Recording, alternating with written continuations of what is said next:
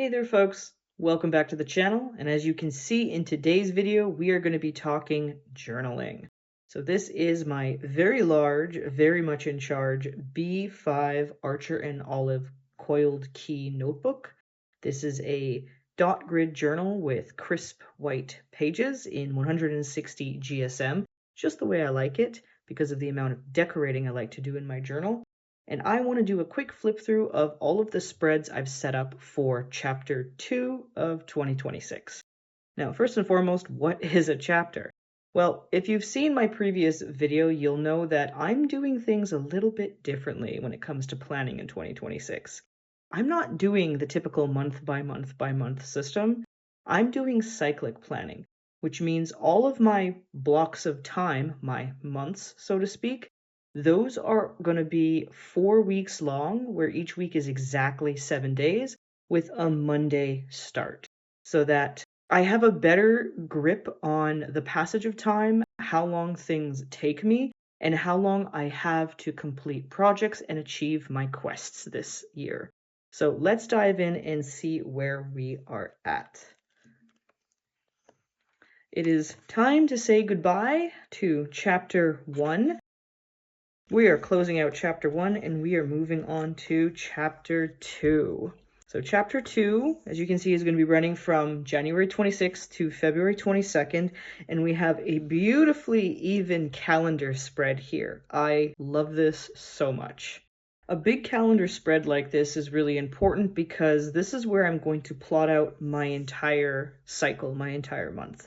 I need to be able to have some sort of bird's eye view so that I don't get lost in the sauce and just only focused on one day at a time. I definitely need to know what I need to prepare for in advance. And what I do differently this chapter is I've combined my calendar with my tarot reading for the month or for the chapter. And I absolutely adore how this ends up turning out because now my weekly pulls, these cards here will represent 1 week, line up with exactly 7 days. It is great. I loved the way this turned out last chapter, so combining the two together saves me a little bit of real estate, especially given I have such a huge notebook to work with. So we have the overall reading over here. I'm going to do my little card doodles on this side. And then I'm going to pull out some of the core themes and repeat synchronicities that pop up during the reading. For example, sometimes there might be a large proportion of fire cards or air cards compared to the rest. Or maybe there's more major arcana or more minor arcana or more court cards.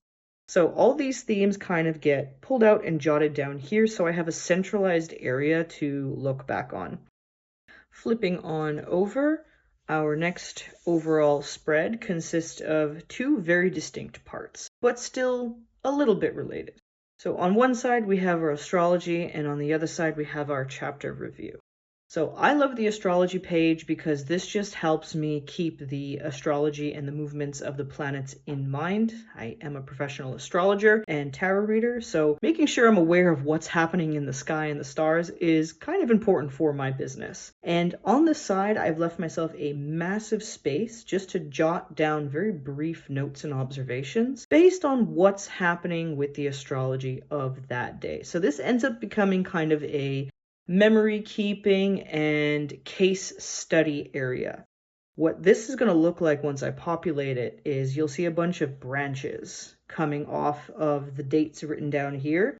And on those branches, I will write the astrological notation for any aspects that are happening. So when planets change signs, when planets aspect each other, but I only do the general astrology. I don't put my personal astrology on this page because this page I like to reference when I'm speaking to clients and other people. Now, one thing I will note, I kind of made a mistake in my previous chapter where, because I used to do monthly planning, I started from January 1st to January 31st.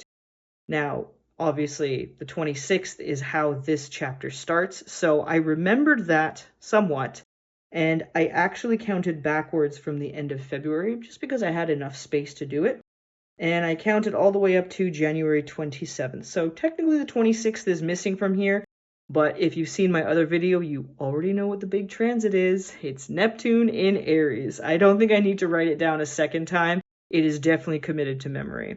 And speaking of memories, if we travel on over to the next page of this spread, this is my chapter in review, where I will do some memory keeping, but I'll also make sure for the important part of this to write down my accomplishments. Y'all, it is so important to give ourselves credit when we complete something, when we achieve something, when we receive praise. So I've made a double-decker spot here for me to write down all of my victories throughout the chapter, and it wouldn't be a proper review if we didn't acknowledge the struggles that we go through. So I have a struggles section and a solutions section. This is also really important. Yes, we need to acknowledge the difficulties, but what are we going to do about that next time? So having a space to jot down your troubles, but also prompt yourself to come up with a solution to handle it better next time, or to avoid encountering that pitfall, is really important. And then I just left a highlighted area down here for anything I need to remember for next chapter. Flipping on over, this is our final overall spread for a chapter. And if you've seen my previous video, you'll know there's been some big changes here. Of course, I kept my tarot card trackers. We have the minor arcana, major arcana, and our key. So I track my daily pulls, monthly, any sort of planetary readings I do, my miscellaneous readings, and I have some extra symbols for when I run out of space, if a card gets doubled up. If there's a foundation card, this kind of goes with my daily practice where I end up taking 2 cards from my deck. I allow one to fall out, and then I'll pull the bottom card of the deck, and that represents the foundation or the root of the issue. And then, of course, if anything lands in reversed, I have a symbol for that. Now, my cleaning log has definitely been a part of my overall setup for several months now. I am very unaware of space when it comes to cleaning, and I suffer from time blindness. So what I've done is I've blown it up, and I'm going to list all of the tasks that I do on a regular basis that have to do with house maintenance and house cleaning. And I've left 2 spots for each week in this chapter, just because sometimes there's things that I do more than once a week. Sometimes I'll end up having to do dishes twice in 1 week, especially when I have people over for my moon parties. The dishes tend to start piling up after that. So I left myself space in case I do one of these things twice in the same week. What I have over here is new. And hear me out, because I actually used to have something like this in my previous journals, and I used to include these little mini calendar things religiously. And I decided I just wasn't using them in a way that made it worth the effort. I used to do about 8 to 10 of these mini calendars to track the different life aspects that I'm now using in my life admin gamification system. And it got to the point where, because I didn't have like a reference list of what constituted contributing to that life aspect, the calendars just were not being kept up with. I was not populating them correctly, and I just got sick of it. So I'm surprised with myself that I'm bringing it back, but I had this little itty bitty space left over, and I wanted to put something there, and I didn't want it to be decoration. So what I've done is encourage myself to use my leisure time wisely and proactively. I have created some creativity trackers. So creativity is my self-care and leisure life aspect. First up, we have a simple reading tracker, and that's to help me maintain my momentum with all of the horror books that I've been reading lately. This is a hobby that I want to continue building moving forward all throughout 2026. And with that inspiration, I hope to pick up the mantle as my friend group's local dungeon master. So I have a writing tracker for Dungeons & Dragons, the Magnus Archives, TTRPG sessions that I'm supposed to be running for my friend group. I'm hoping this simple tracker will help jog my memory and remind me to pick up a pen once in a while.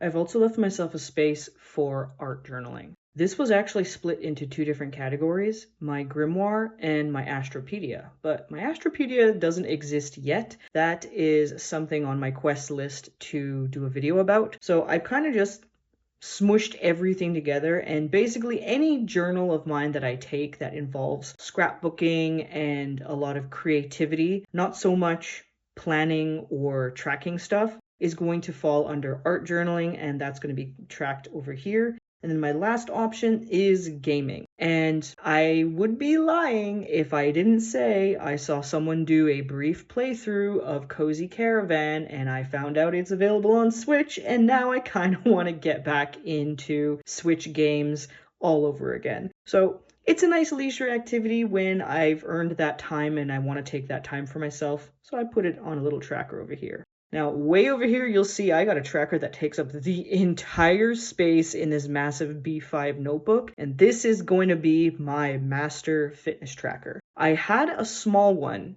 in chapter 1 where I only kept track of my main movements. I do a custom weightlifting program, and I was doing this 3 times a week. I've actually ramped up my effort, and I'm looking to put in 4 days of working out a week now. And I wanted to really expand on my focus. Working out has become, I don't want to say easy, but it's become habitual. The habit tracker has served its purpose, and I'm ready to take it to the next level. So I wanted to be able to have space to include more movements so I can track more of my progress. A lot of those minor movements, especially when it comes to core workouts, I didn't have space to keep track of that. And I would constantly forget, am I actually making progress here? Am I doing more reps? Is this movement actually more complicated? Can I start grabbing weights? So that's what this is going to be. Basically, it's going to be split in half. So I can write movements on this half, and I can write movements on this half. And we've got week 5, 6, 7, 8,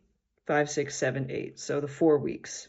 And last but certainly not least, this is not part of the overall setup, but this is my very first weekly dashboard, which stops right here. And here we get into the long form journaling with my morning daily tarot pull. So I really, really enjoyed having these separate task boxes over here. And I also really enjoyed having a separate space for any actions that were putting me closer to achieving my goals. When I first started this journal, I kind of just mishmashed everything together, and I would constantly be flipping back to my goal planner, which is a separate journal, or my quest page in here, because I could never remember, am I actually staying on track with my goals this week? Now, start of the week, I sit down, I plot out what actions I'm going to be doing that have to do with my quests, and then everything else kind of goes here, and then I don't have to worry about that anymore.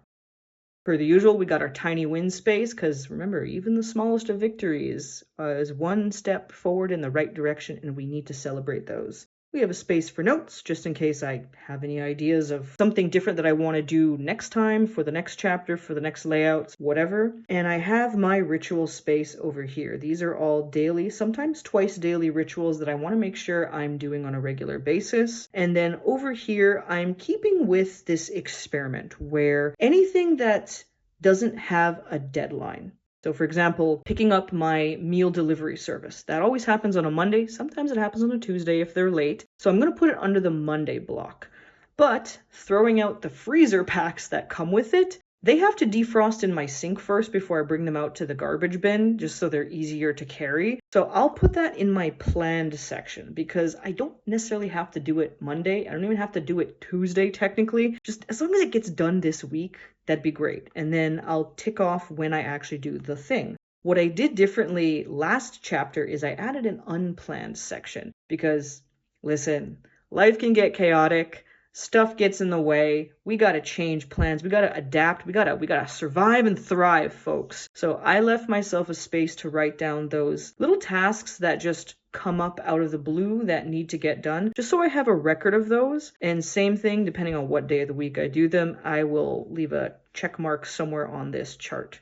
And like I said, this is my long form journaling space for my tarot practice. Every morning I pull a card from the top of the deck and the bottom of the deck, and I just journal about that. I also make sure to do what has been referred to as a morning manifesto, which is essentially just taking 5, 10, 15 minutes of your morning to consider your goals, consider your quests, and check in with how you feel about it. Do you feel like you're making good progress? Do you feel like you've got obstacles coming up? Do you feel like you need to maybe make a course correction and change the plan this week? Or is everything just going fine, going swell, going smoothly, and you're just feeling proud of yourself. Really important to put those feelings to paper so you can see a visual reminder of where you're at with your goal work.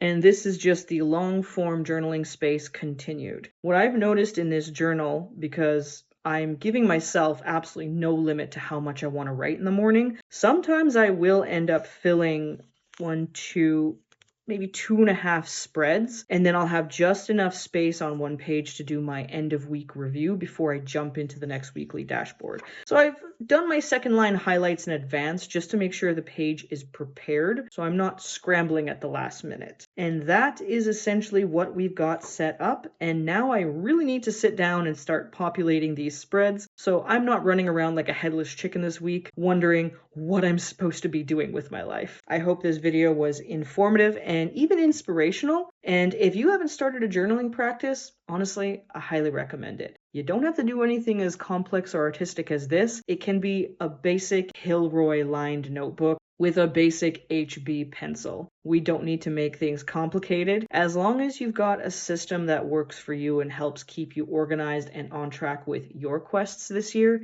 that is the most important thing. So thank you all so much for tuning into this video. I cannot wait to see you in the next one. Take care of yourselves and each other. Bye-bye.